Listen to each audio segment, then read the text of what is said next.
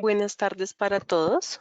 Bienvenidos a la primera sesión de la conferencia sobre aplicación de tecnologías de monitoreo en la confiabilidad de equipos críticos, organizada por la Asociación Colombiana de Ingenieros ASIEM, con el apoyo del ingeniero Andrés Hernández, quien nos acompaña el día de hoy brindándonos una breve presentación de su perfil profesional y nos guiará en esta charla. Recuerden que en el chat pueden ir registrando sus dudas o comentarios para al final de la conferencia exponerlas al ingeniero. Antes de dar paso a la charla, quiero invitarlos cordialmente a quienes deseen participar de la convocatoria de trabajos académicos para la edición del Congreso Internacional de Mantenimiento y Gestión de Activos SIMGA 2024. En pantalla podemos ver la fecha límite de presentación de los resúmenes y los datos de contacto para mayor información. Bueno, en este momento los invito a compartir el link de esta conferencia que dejo en el chat con sus amigos y conocidos que deseen participar y obtener esta información. Bueno, sin más preámbulo, adelante, ingeniero Andrés, y bienvenido.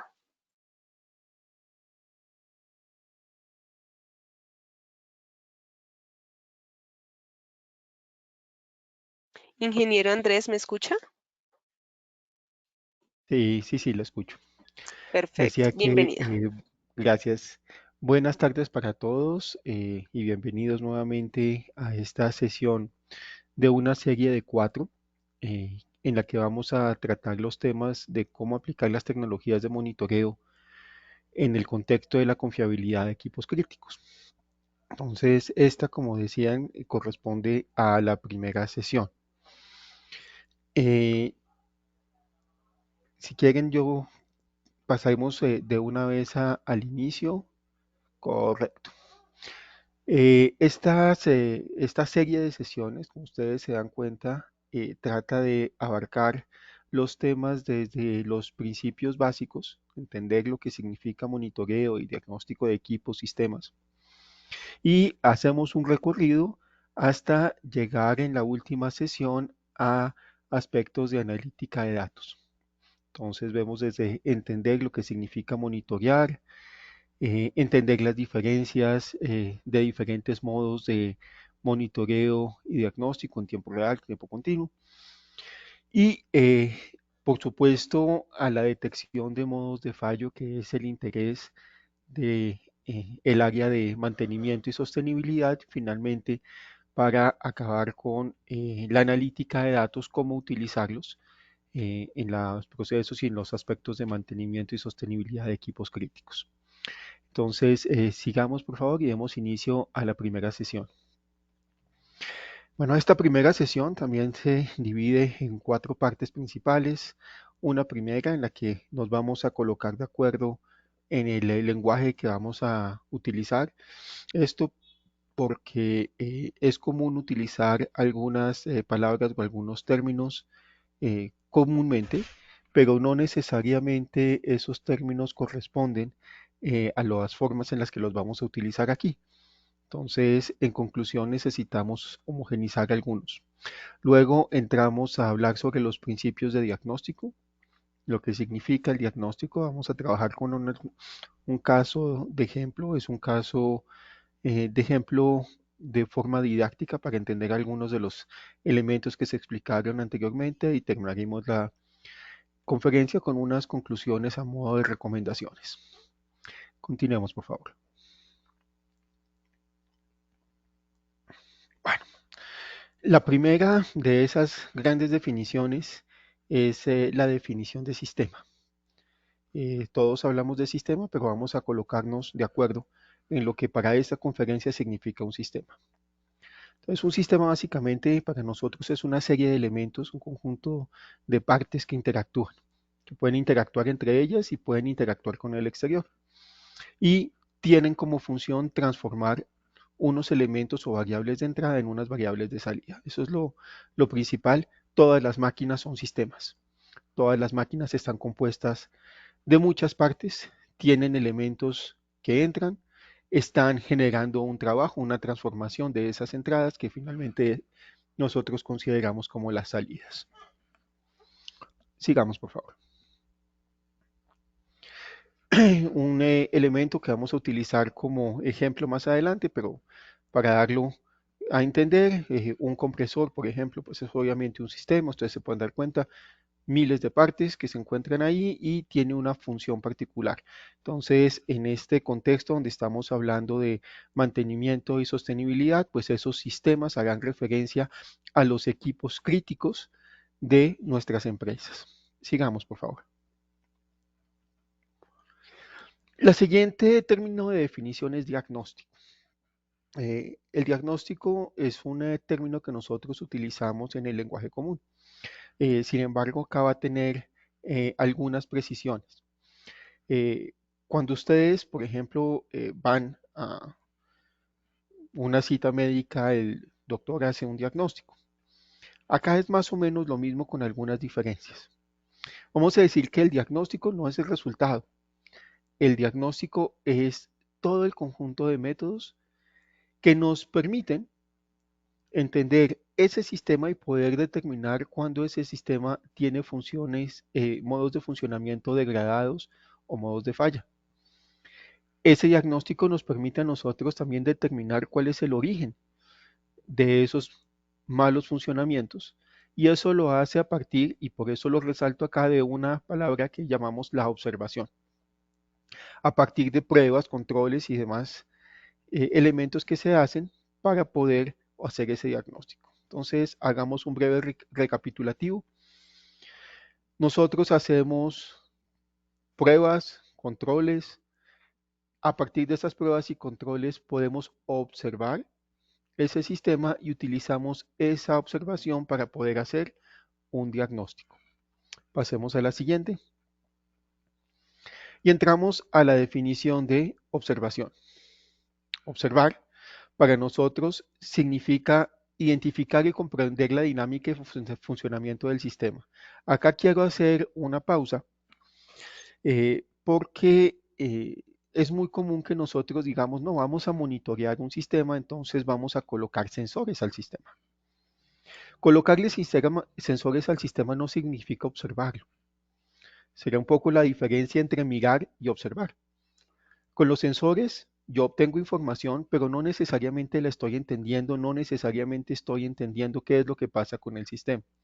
Entonces, obtener data o obtener información a partir de sensores colocados en activos en máquinas no significa observar. Observar va mucho más allá. Sin embargo, fíjense que en esta definición de observación hay algunas palabras claves. Hablamos de la dinámica y hablamos del estado de funcionamiento del sistema. Esta palabra de estado tiene un significado también especial. El estado, vamos a verlo un poco más adelante, tiene dos connotaciones. Un estado, si ustedes se acuerdan de sus clases de ingeniería de sistemas dinámicos, un estado representa como la mínima cantidad de variables o el sistema que puede describir completamente el sistema en cómo está funcionando. Entonces nosotros decimos que estas son las variables de estado. Acá tiene una connotación un poco más amplia, porque cuando nosotros estamos hablando de sistemas podemos tener diferentes objetivos. Podemos tener un objetivo de controlarlo, pero también tenemos un objetivo que es conocer su estado de salud. Ya lo veremos un poco más adelante. En este contexto, vamos a ver que a partir de observar algunas variables podemos reconstruir parcial o totalmente el estado de ese sistema. Y por eso hablamos que la observación puede ser parcial o total. Listo, sigamos por favor.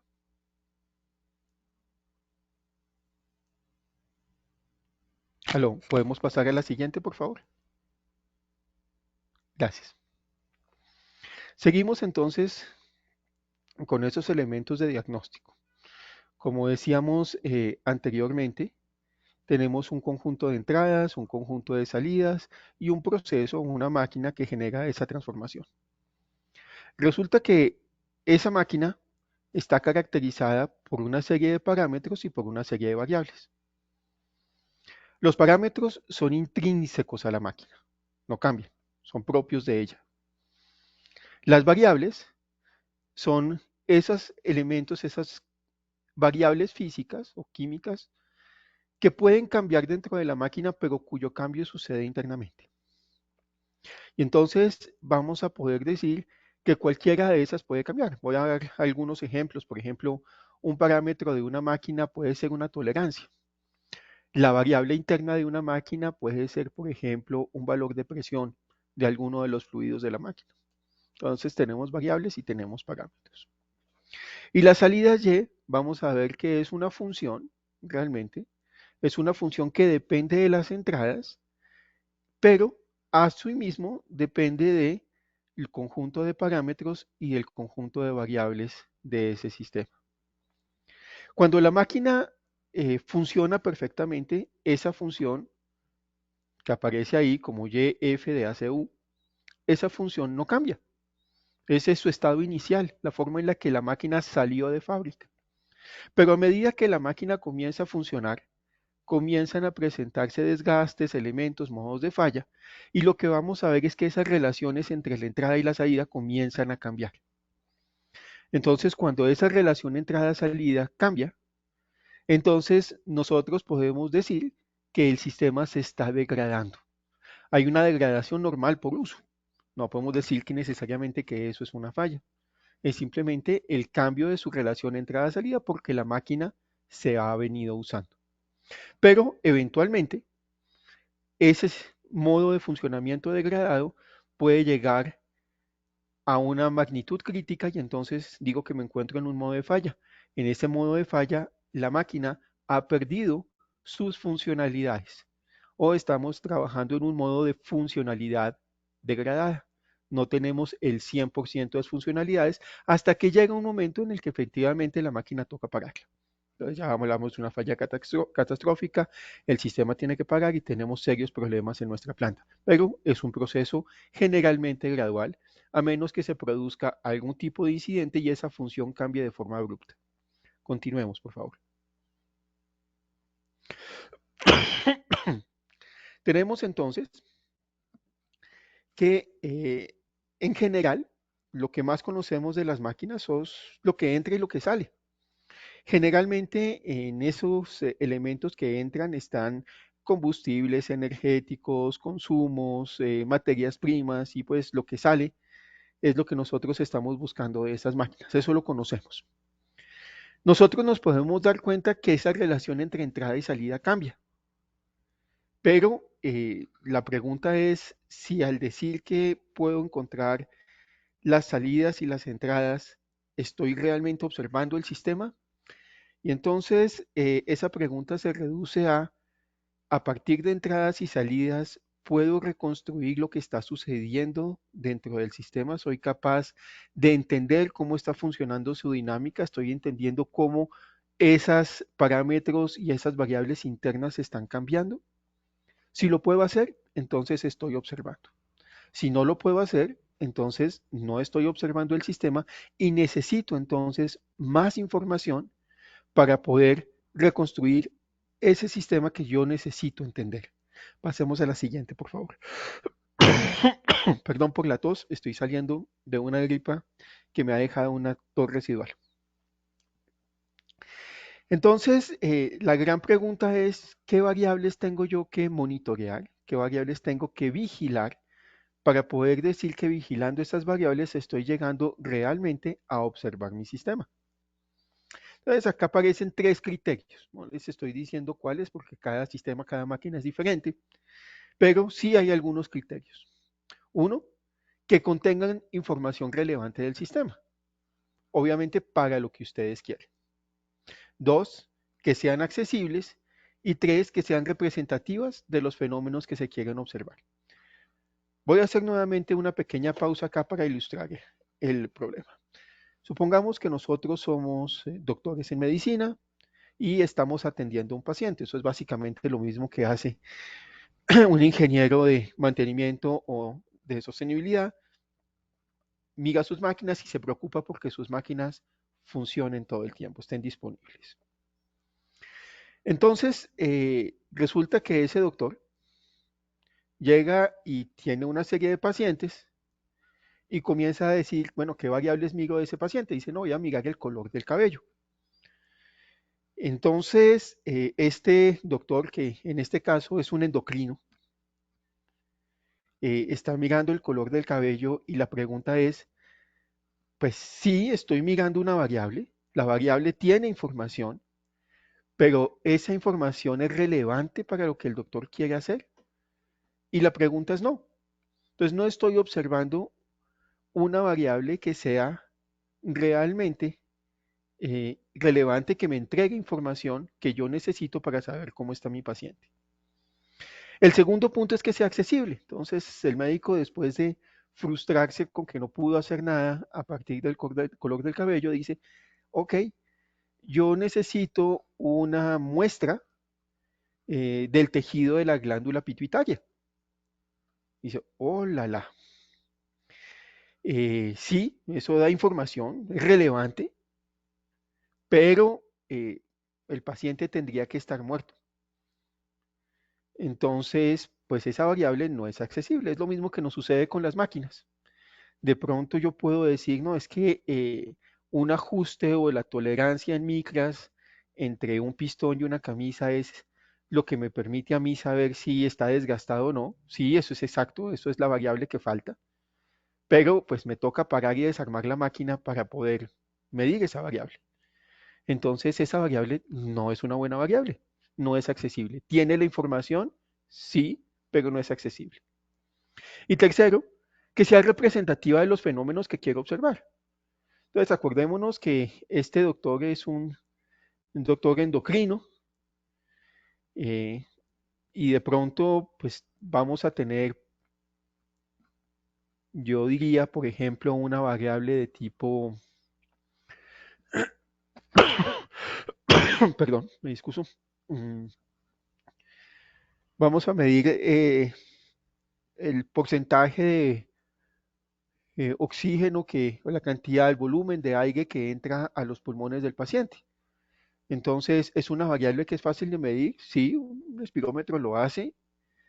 Da información sobre el sistema, sí, da información sobre el sistema, pero resulta que no me dice nada del sistema endocrino del paciente. Entonces, cumple con las anteriores dos, pero no cumple con la tercera. Entonces, nosotros tenemos que buscar que esas variables que vamos a observar, que vamos a monitorear, cumplan con los tres criterios. Sigamos, por favor. Entonces, acá en esta parte me voy hacia las máquinas con piezas móviles que tal vez son las más comunes. No todas las máquinas tienen piezas móviles. Un transformador es una máquina, no tiene piezas móviles. Una calculadora, un celular, es una máquina, no tiene piezas móviles, no realmente. Entonces nos vamos a concentrar sobre las máquinas industriales donde la mayor parte de ellas tiene piezas móviles. Y vamos a ver y vamos a hacer una diferenciación entre aquellas variables que me permiten saber cómo está funcionando y aquellas variables que me permiten conocer el estado de salud de esa máquina. Entonces vemos en la columna izquierda, por ejemplo, variables como la velocidad, por ejemplo, velocidad angular, en el caso de una máquina rotativa, la temperatura, la potencia que consume, la frecuencia a la que está rotando, la tensión, corriente, el torque que genera la máquina. Es decir, todas estas son variables que me indican cómo está funcionando el sistema. Por ejemplo, presión, caudal, todo este tipo de variables son las variables que uno generalmente utiliza para controlar la máquina. Me dice cómo está su dinámica, qué es lo que está haciendo, cómo es la relación entrada y salida. Pero no me dice cuál es el estado de salud de la máquina. Medir la temperatura, en principio no me dice si, por ejemplo, la máquina está desgastada o no.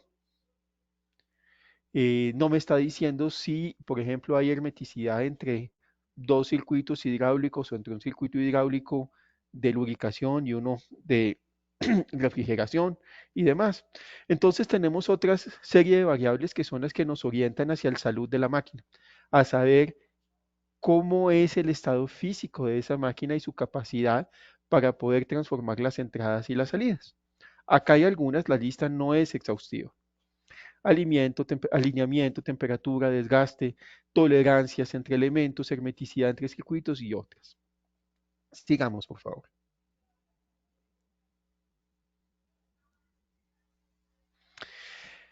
Ahora resulta que como vimos antes, hay algunas variables que son fáciles de medir y otras que no. Muchas de las variables y en particular de las variables que están ligadas a la salud de la máquina es difícil de observarlas directamente. Como dije, si voy a observar una tolerancia o un desgaste, me toca desarmar la máquina. Entonces, significa que son de difícil acceso. Es costoso, no solamente porque el hecho de poderlas medir es costoso, sino porque significa parar la máquina un tiempo significativo. Y eso en una planta de producción cuesta mucho dinero. Y en algunos casos ni siquiera es implementable, es decir, ni siquiera podemos hacerlo. Entonces, una alternativa es irnos hacia la observación indirecta de esas variables. ¿Por qué? Pues generalmente son de acceso más simple, son mucho más baratas de acceder, primero porque no toca pagar la máquina, pero también los medios para poderlas medir son generalmente fácilmente accesibles y casi siempre es posible medirlos. ¿Eso cómo se hace? Se hace a través de las variables de operación de la máquina. Por ejemplo, a través de medición de caudales, temperaturas, flujos, presiones, algunos elementos a través de la sintomatología mecánica, por ejemplo, la condición de vibraciones de la máquina, una termografía, son elementos que yo puedo medir externamente, que son fáciles de medir y que me pueden dar algo de información de qué es lo que sucede adentro. Me voy a la última y esa última es la condición de fluidos. La condición de fluidos y en particular los fluidos lubricantes, en otras palabras, los aceites lubricantes de esas máquinas. La razón es muy sencilla, ya la veremos más adelante. Los aceites lubricantes circulan por la máquina, entonces se impregnan, por decirlo de esa manera, de lo que le está sucediendo a la máquina. Es como si fuera la sangre. Entonces, hacer exámenes de sangre es común para hacer diagnósticos en pacientes, hacer exámenes de lubricante es una buena manera de acceder de forma indirecta a conocer lo que está sucediendo internamente dentro de la máquina, en otras palabras, una observación indirecta de las variables de salud de la máquina. Sigamos, por favor.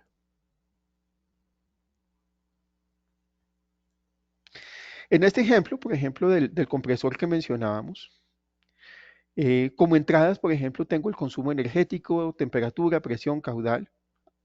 Hago el paréntesis de que la lista no es exhaustiva, es una lista puramente didáctica para esta conferencia. Como variables internas y parámetros internos tengo la temperatura, las RPM, las tolerancias en las cámaras de compresión, la alineación de sus partes y el desgaste de sus partes. Y como salida tengo temperatura, presión, caudal y eficiencia. Muy simplificado el sistema, sé que es mucho más complicado que eso, pero para efectos didácticos es suficiente. Entonces nosotros nos preguntamos si la relación entrada y salida, esa que nosotros habíamos establecido al inicio, cumple o no cumple. ¿Cómo lo hacemos? Pues porque podemos medir las entradas y podemos medir las salidas y podemos establecer si la relación salida sobre entrada se cumple. En el momento en que se deja de cumplir o que existe alguna variación entre ellas, entonces ya sabemos que el comportamiento está comenzando a degradarse. O en casos críticos, pues estamos llegando a un modo de falla. Pero como les decía, eso no nos da mucha información. Nosotros necesitamos saber el por qué. Nosotros necesitamos qué variables internas están siendo afectadas y cuál es la causa. Y resulta que en la mayor parte de los casos esa relación de entradas y salidas no lo permite. Entonces, a eso siguiente, por favor. Vamos a tratar de resolver esas preguntas a través de un pequeño caso. Entonces, esta es una descripción de caso. Se identifica una pérdida de eficiencia, ¿de quién? Del compresor, acompañada de un aumento de temperatura. Eso es lo que sabemos. La eficiencia cayó y la temperatura subió. Ese incremento se presenta inicialmente de forma continua, es decir, poco a poco va perdiendo eficiencia. Pero hay un momento en el que se acelera y provoca finalmente un paro forzado de la máquina. Ya la máquina no funciona, su funcionalidad está completamente degradada. Ese es el caso, es lo que nosotros sabemos, es lo que sucedió, es la documentación que tenemos. No tenemos más información que esa. Sigamos, por favor.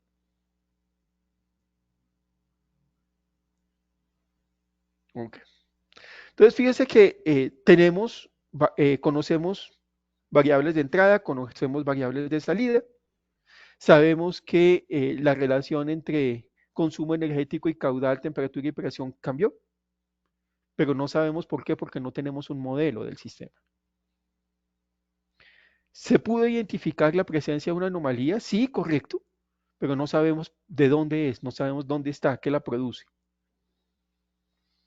No sabemos qué acción preventiva hubiésemos podido tener y tampoco sabemos cuál es la mejor acción correctiva. Nos toca llegar, desarmar la máquina, después de desarmarla encontrar qué fue lo que pasó y repararla. Eso es lo que significa es que no hay suficiente información para poder tomar. Entonces, este caso es el caso de un sistema con lo que nosotros llamamos un modelo de caja negra. Un modelo de caja negra significa que el sistema es negro, no sabemos qué hay adentro y solamente conocemos las relaciones entre entradas y salidas. Entonces, sí, nos da algo de información, pero no es suficiente. Sigamos, por favor.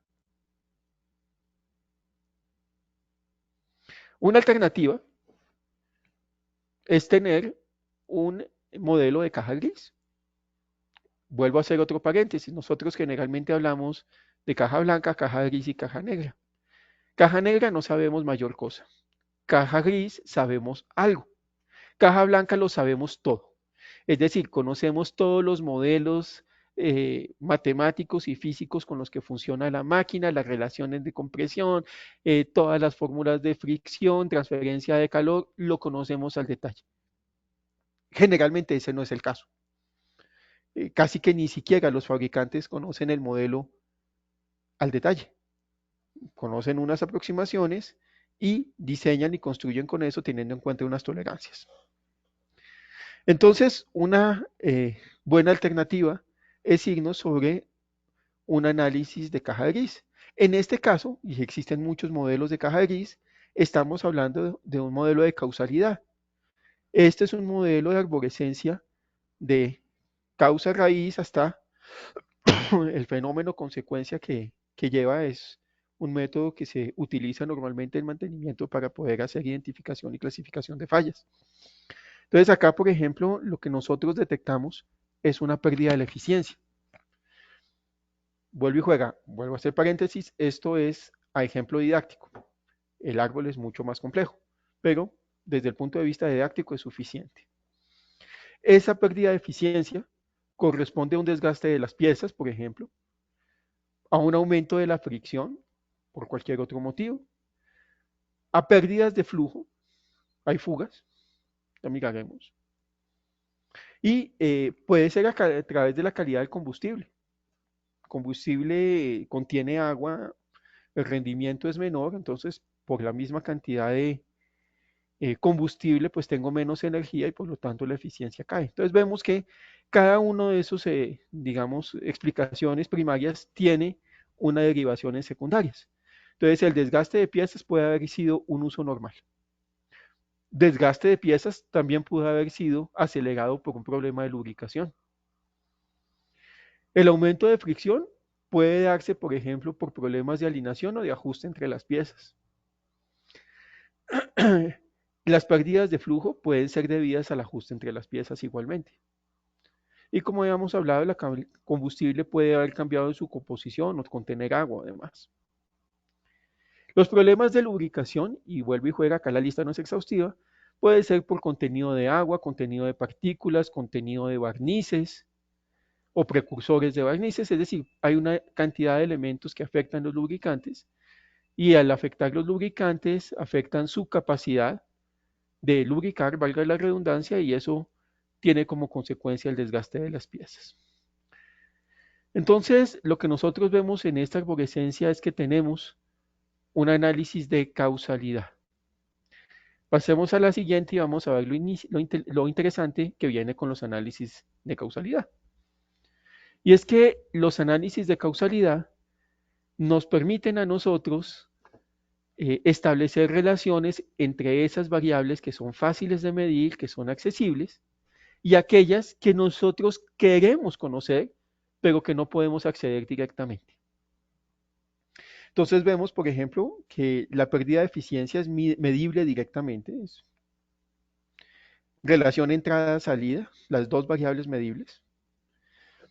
Las que están en verde, vemos que son variables internas y la medición directa de ellas es difícil, medir el desgaste de la pieza o el aumento de fricción interno en la máquina, incluso las fugas internas que están habiendo muy difíciles de medir.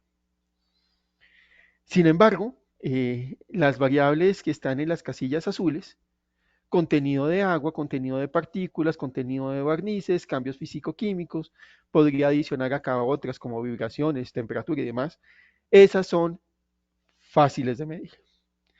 Entonces, fíjense que al medir esas variables que son fáciles de medir y relacionándolas en esa cadena de causa-consecuencia, yo puedo intuir, puedo deducir esas variables a qué variables internas están afectando. Entonces, vayámonos a la siguiente, por favor.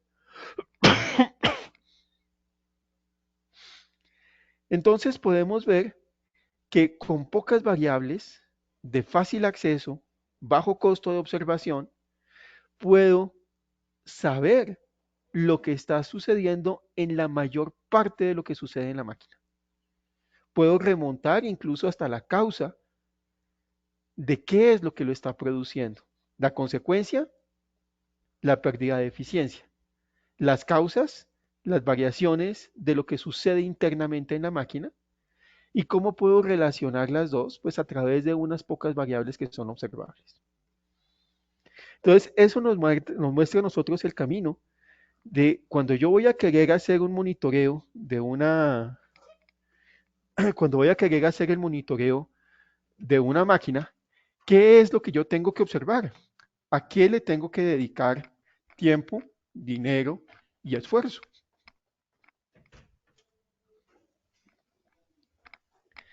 Entonces, lo que vamos a ver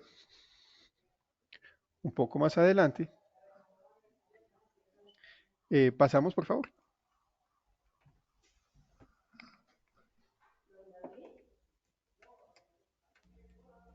Ok, entonces lo que estamos viendo es que tenemos una serie de variables, ustedes se van dando cuenta, acá tengo un pequeño error, pero bueno, unas variables de condición de lubricante, por ejemplo, que estoy midiendo el tipo de partículas, viscosidad, contaminación y demás, y me disculpan el error en la parte inferior que aparece abajo como variables de condición de lubricante, ahí básicamente son variables de vibración, son condiciones de vibración, por favor me disculpan. En esta, básicamente lo que estamos midiendo son composiciones armónicas determinadas por frecuencia y magnitud. Entonces vamos a ver que esas variables internas, por ejemplo, el desgaste de las piezas, está relacionada con el número y tipo de partículas que existen o que están presentes en el aceite lubricante.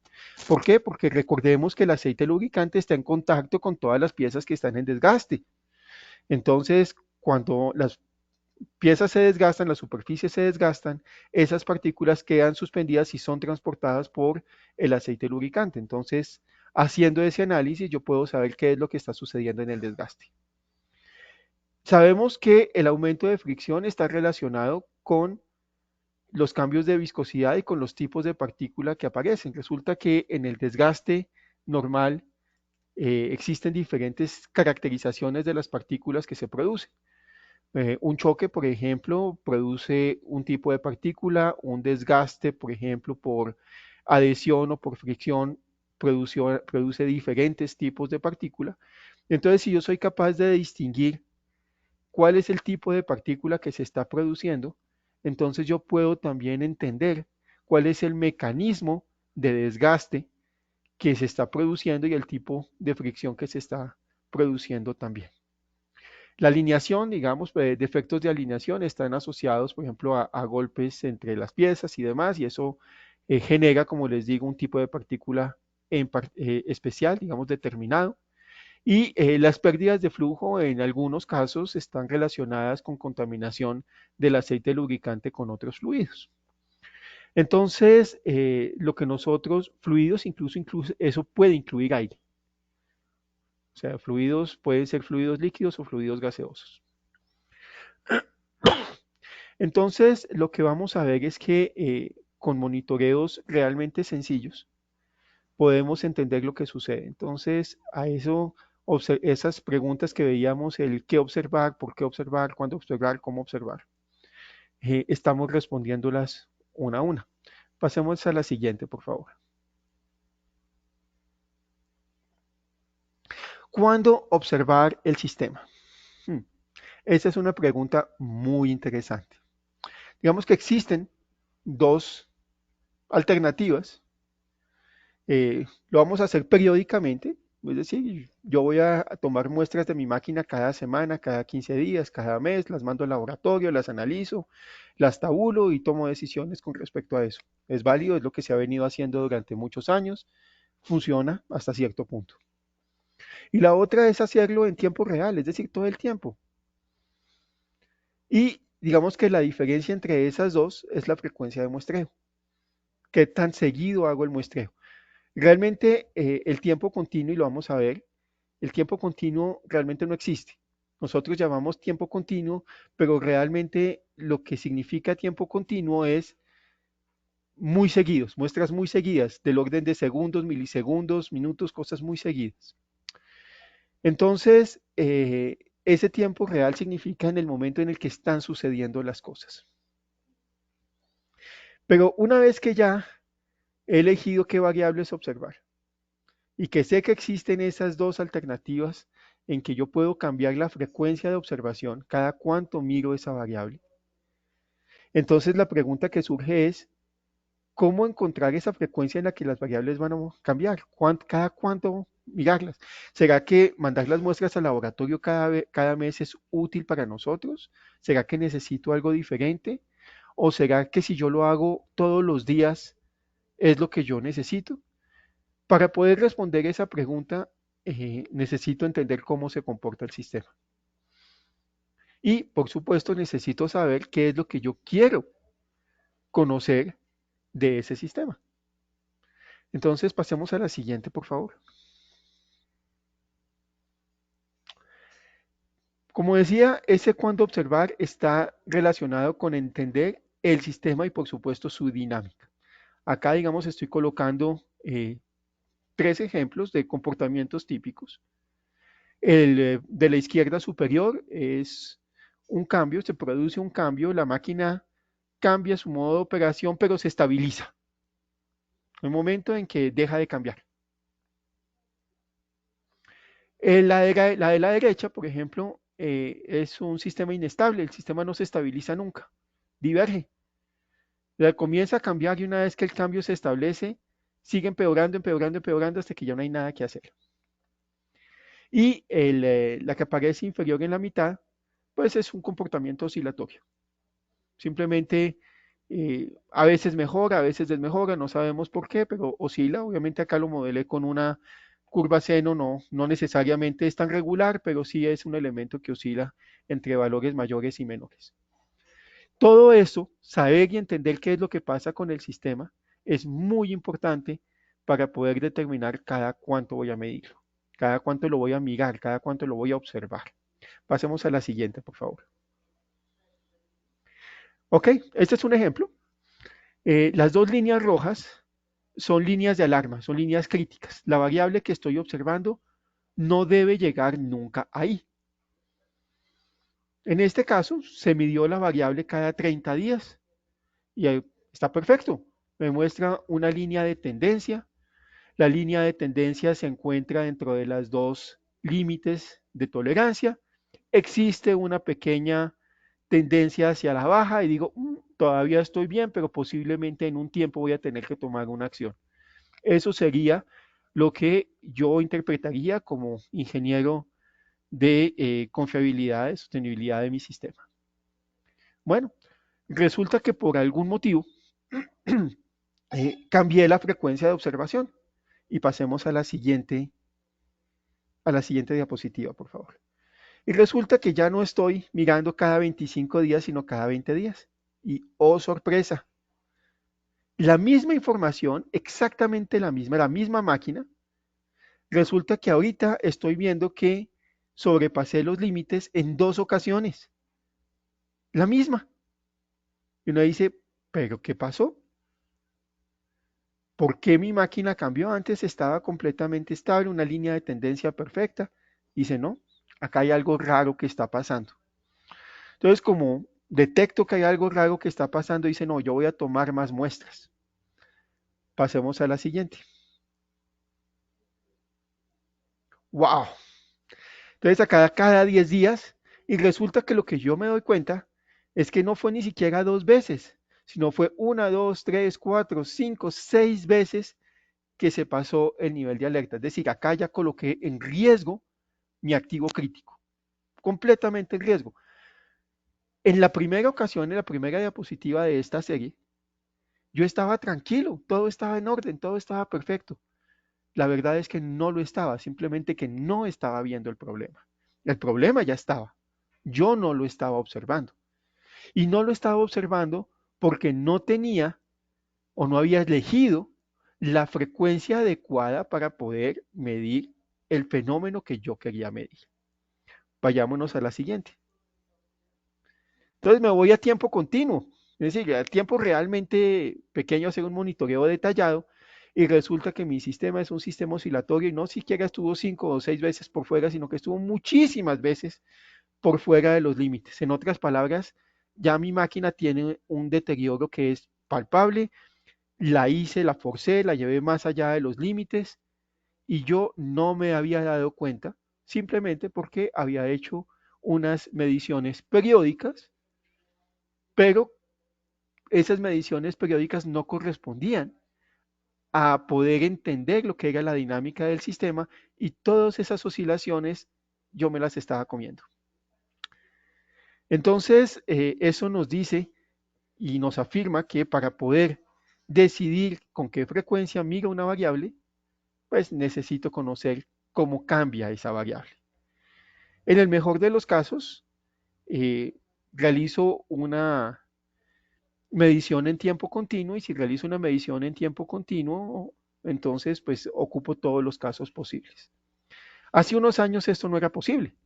Es decir, eh, las pruebas se hacían en laboratorio porque no había acceso a sensores en línea. Hoy en día ya existen sensores en línea que yo puedo conectar. Después tenían los sensores que estaban sobre la máquina, pero que yo no podía verlos todo el tiempo. Pero resulta que ahora esos sensores pueden transmitir datos, colectarlas a una red de información y yo puedo tener esa información en cualquier momento y en cualquier lugar. Entonces, esto es un momento de reflexión para decir, nosotros venimos con una serie de hábitos y costumbres de cómo monitorear los sistemas de acuerdo a las tecnologías que han estado disponibles. Hacíamos lo mejor posible cuando las pruebas de laboratorio era lo único que había. En la medida en que la tecnología evoluciona y nos coloca nuevas posibilidades, entonces nosotros deberíamos cambiar esos modos y costumbres para adaptarnos y aprovechar las ventajas de las nuevas tecnologías y a partir de eso poder hacer una vigilancia mucho más cercana a la realidad y más adaptada a nuestras necesidades. Siguiente, por favor. Ok, este es un caso, por ejemplo, un caso típico de estar verificando lo que es el código ISO 4406 en conteo de partículas. Hago un pequeño paréntesis nuevamente. Este código básicamente se basa en decir que las partículas producen desgaste y que si yo controlo la cantidad y tamaño de las partículas que se encuentran en los fluidos lubricantes, pues puedo retardar el desgaste de las máquinas o incluso evitarlo en algunos casos. Entonces, la medición del número de partículas que están en suspensión y clasificarlas por tamaños me indica cuál es el grado de desgaste que tiene la máquina y yo puedo utilizar esa identificación del grado de desgaste para decir qué es lo que voy a hacer, qué medidas voy a tomar con la máquina. Cierro el paréntesis. Entonces acá nos tenemos un caso y decimos, Tenemos tres niveles, digamos, de alarma. La máquina no tolera una concentración de partículas mayor que lo que muestra la alarma del nivel 4 para en el caso de partículas de hasta 4 micras, o la que aparece como nivel de alarma de 6 micras para las partículas mayores de 6 micras o lo correspondiente para 14. Y venimos nuevamente al problema de hacer la medición mensualmente. Entonces yo cojo una muestra de mi aceite lubricante, la envío al laboratorio, utilizo in situ cada mes, hago la muestra el primer mes y me dice, no, mis códigos ISO están perfectos. Me voy al segundo mes y me dice, no, pues todos están perfectos también. Y resulta que hago la medición el tercer mes, o sea, los 90 días. Y si ustedes se dan cuenta, a esos 90 días todos los códigos fueron sobrepasados. Y no solamente poco, muchísimo. Entonces, para dar un ejemplo, el más inferior, el de 14, vemos que la máquina estuvo trabajando por fuera de las recomendaciones casi 20 días trabajando y desgastándose inútilmente con respecto a esa partícula, con respecto a las partículas de 6 micras, un tiempo un poco menor, del orden de 15 días, y si nos vamos a las partículas de 4 micras, pues estuvo trabajando cerca de 12 días en condiciones no aceptables para la máquina. Entonces, vuelve y juega, nosotros no entendimos que el código ISO, el conteo de partículas, cambia de forma exponencial. ¿En qué sentido? El número de partículas que están presentes generan más partículas. Entonces, cada partícula que se encuentra produce mayor desgaste y ese desgaste produce todavía más cantidad de partículas y adicionalmente una partícula grande se puede fraccionar y esa partícula grande que se fracciona pues produce una cantidad n mayor de partículas. Entonces eso hace que el crecimiento del número de partículas sea exponencial y por lo tanto el desgaste de la máquina también es exponencial. En este caso, si nosotros hubiéramos tenido un monitoreo remoto en tiempo real, habríamos podido detectar desde el comienzo qué era lo que estaba pasando y tomar las medidas preventivas y salvar a nuestra máquina. Siguiente, por favor.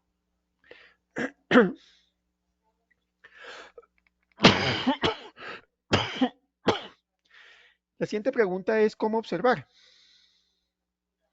Y entonces, habíamos dicho que existían diferentes formas y eso es lo que nosotros llamamos la aproximación multimodal.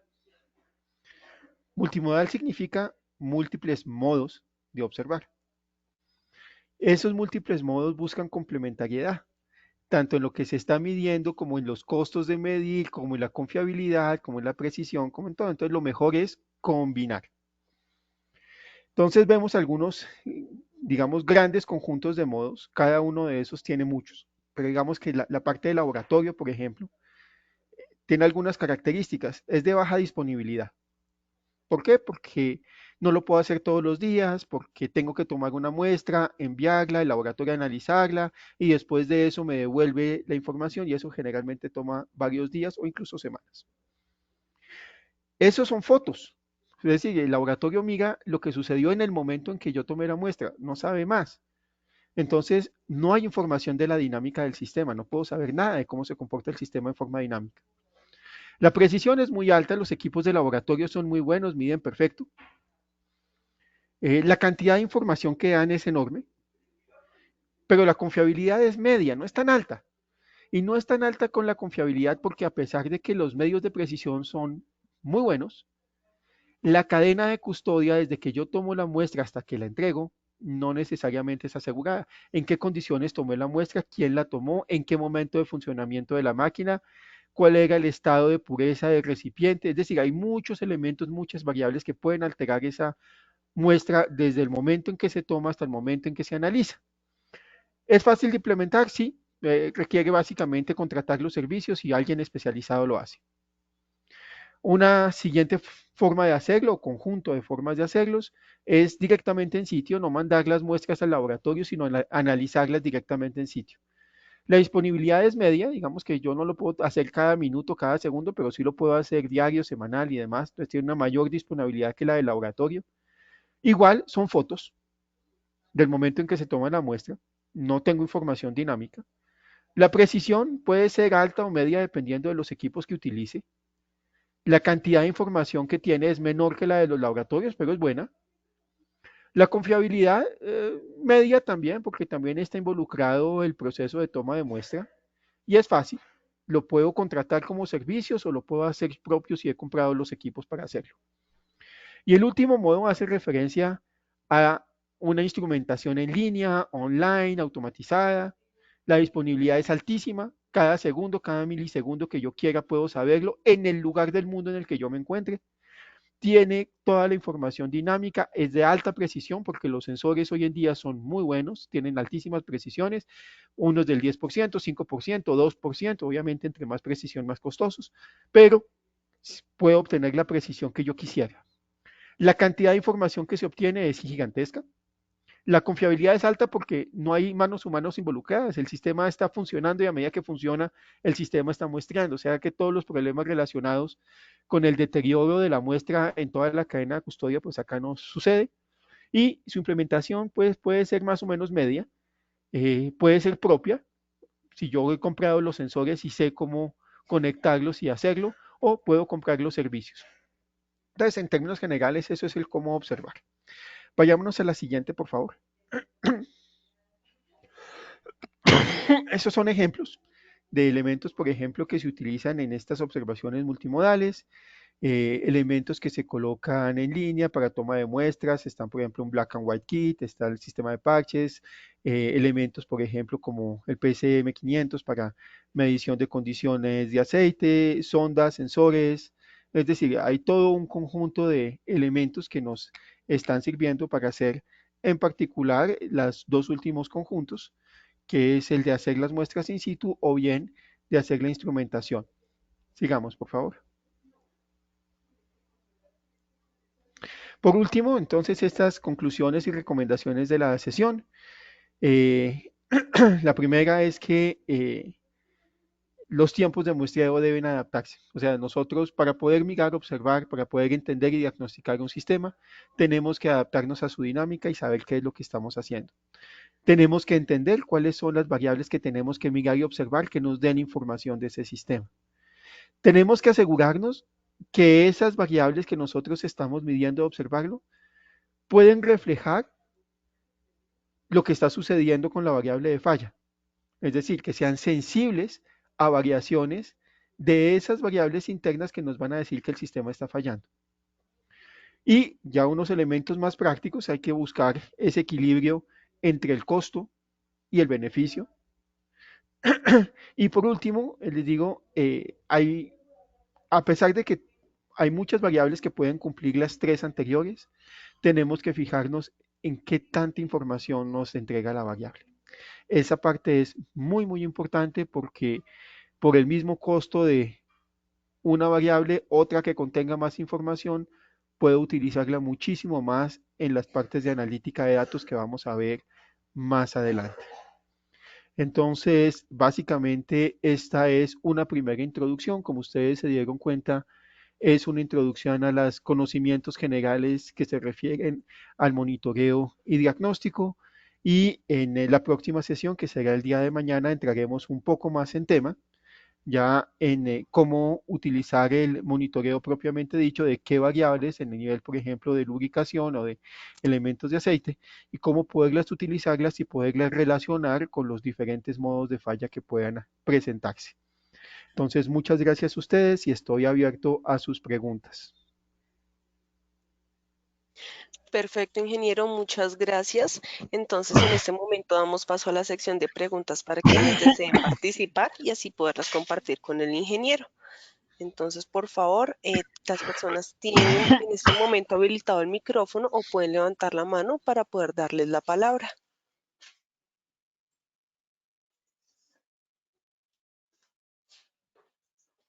Bueno, en este momento vamos a darle la palabra al ingeniero César Augusto Palacio para que nos pueda comentar su inquietud. Adelante, ingeniero, y bienvenido. Sí, gracias. Muy buenas tardes a la mesa de trabajo. Reitero, pues la socialización muy importante que el ingeniero acaba de realizar, muy instructivo, muy práctico. Y la pregunta es que toda esta analítica de datos que estamos aprendiendo el día de hoy se puede inferir como un tema de mantenimiento preventivo o predictivo o similar.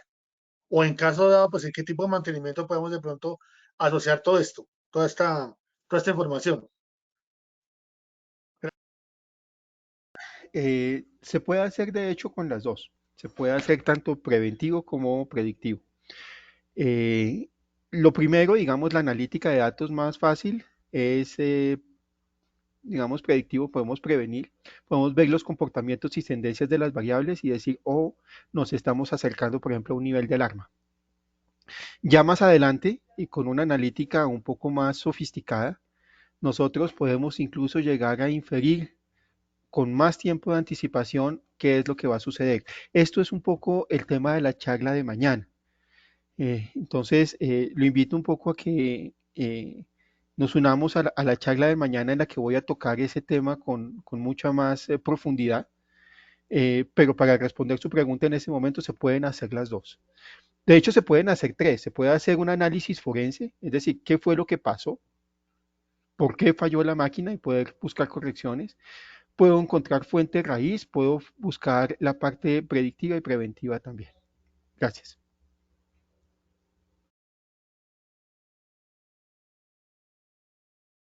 Perfecto, ingeniero, muchas gracias.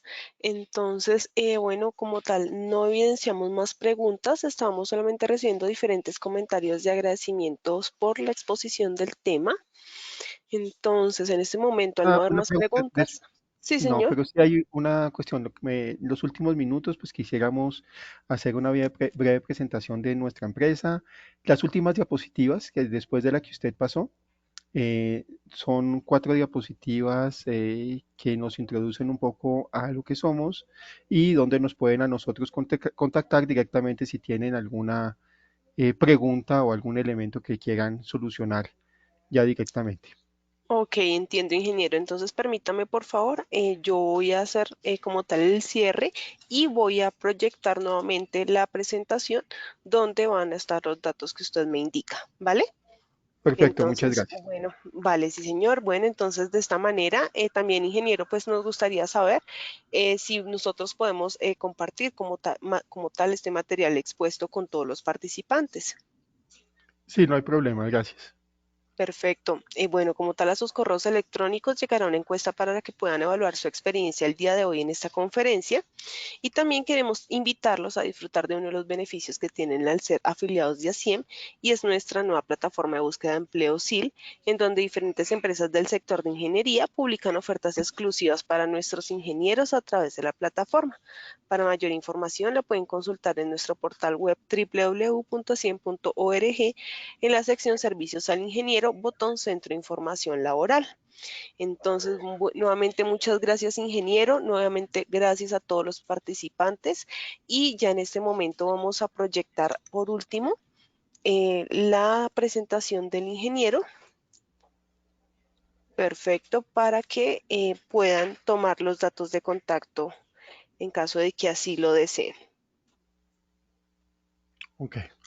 Entonces, ahí un segundo, devuélvete un segundo, por favor. Ok. Nosotros, yo pertenezco a la empresa Rangus S.A.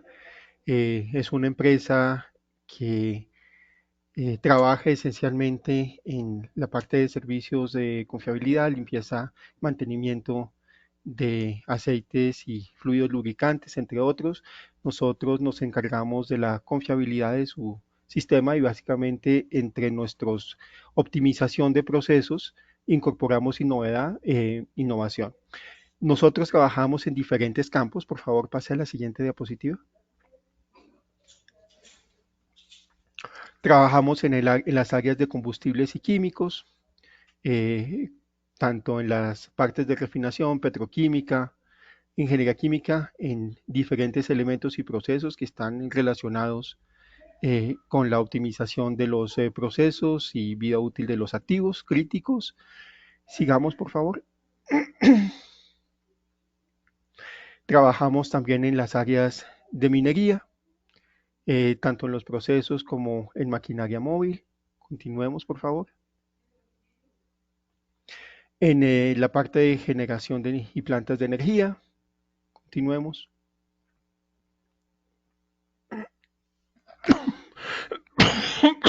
Perdón. Y una de nuestras primeras principales líneas es la parte de purificación y tratamiento y monitoreo de fluidos, en particular los aceites lubricantes y otros fluidos de proceso, justamente para alargar la vida útil y hacer estos diagnósticos que nosotros hemos venido conversando el día de hoy. Gracias. Ahí está la página web de la compañía. Ustedes pueden dirigirse a ella si quieren hacer alguna pregunta o aclarar. Como dice, mi nombre es Andrés Hernández y pueden dirigirse a mí en la parte de dirección de tecnología e innovación. Muchas gracias. Gracias a usted, ingeniero, por la exposición. Gracias a todos los participantes. De esta manera, daríamos por cerrada, por terminada la sesión. Espero que tengan feliz resto de día. Que estén muy bien.